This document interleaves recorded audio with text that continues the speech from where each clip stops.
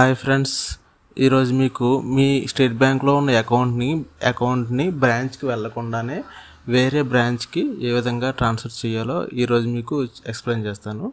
ముందుగా గూగుల్లో SBI online అని సెర్చ్ చేయండి. ఇక్కడ పర్సనల్ బ్యాంకింగ్ అన్నదాన్ని సెలెక్ట్ చేసుకోండి. ఓకే, లాగిన్ ఇవ్వండి.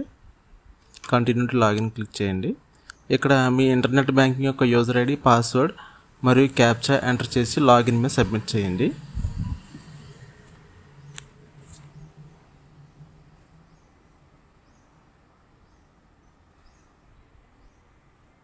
ఓకే అండి, క్యాప్చా కరెక్ట్గా ఇవ్వలేదు, మళ్ళీ ఇస్తాను.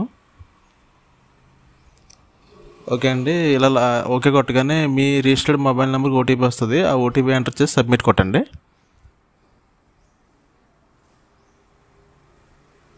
ఓకే అండి, మన అకౌంట్కి సంబంధించి ఇంటర్నెట్ బ్యాంకింగ్ అన్నది ఓపెన్ అయిందండి. ఇందులో ఈ సర్వీసెస్ అనే ఆప్షన్లో కదా, దాన్ని క్లిక్ చేయండి. ఇక్కడ కిందకి స్క్రోల్ చేస్తే ట్రాన్స్ఫర్ ఆఫ్ అకౌంట్ అని కనబడుతుంది చూడండి, దీన్ని క్లిక్ చేయండి. ఓకే అండి, ఇక్కడ ఏ అకౌంట్ ట్రాన్స్ఫర్ అవ్వాలో ఆ అకౌంట్ని మీరు సెలెక్ట్ చేసుకోవాలండి. నేను ఇక్కడ సేవింగ్స్ అకౌంట్ అది కనబడుతుందని సెలెక్ట్ చేసుకున్నాను. ఇక్కడ బ్రాంచ్ నేమ్ అడుగుతుంది కదండి. బ్రాంచ్ కోడ్ అంటే మీరు ఏ బ్రాంచ్కి అయితే ట్రాన్స్ఫర్ చేయాలనుకుంటున్నారో ఆ బ్రాంచ్ యొక్క చివరి 5 డిజిట్స్ అందులో ఎంటర్ చేయాలండి. ఎంటర్ చేసి గెట్ బ్రాంచ్ అని కొట్టాలి. ముందు ఎంటర్ చేయకూడదండి, చివరి మట్టికి ఎంటర్ చేయాలి. ఓకే అండి, నేను ఒక ఎగ్జాంపుల్గా చివరి వేరే బ్రాంచ్ సబ్మిట్ చేస్తాను. పోలపల్లి వస్తుంది కదండి, ఇది పోలపల్లి బ్రాంచ్ ఇది.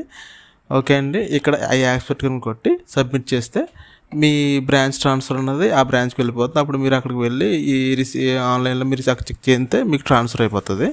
ఒక టర్మ్స్ అండ్ కండిషన్స్ ఏంటంటే ఖచ్చితంగా ఇది ఓటీపీ ద్వారా జరుగుతుందండి. ఓన్లీ ఎస్బీఐ సేవింగ్స్ అకౌంట్ మాత్రమే ట్రాన్స్ఫర్ అవుతాయి.